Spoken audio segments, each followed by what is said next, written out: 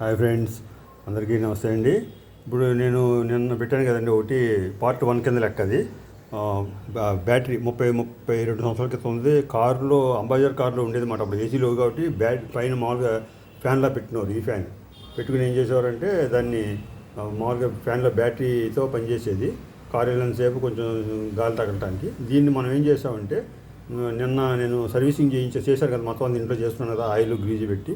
దాన్ని ఇప్పుడు ఇలాగా ఇవ్వండి, వైరు ఇలాగా లాగి నేను దానికి సంబంధించిన అడాప్టర్ ఒకటి తీసుకున్నాను, ఏసీ అడాప్టర్ ఒకటి. దీన్ని ఇప్పుడు మీకు చూడండి, ఇక్కడ పెడుతున్నా, పెట్టే కదా, స్విచ్ చేశాను ఇక్కడ. ఇదిగోండి, బాగా పనిచేస్తుంది. గాలి చూడండి, బాగా వస్తుంది. గాలి కూడా, సౌండ్ కూడా వినపడుతుంది, ఉంటుంది మీకు.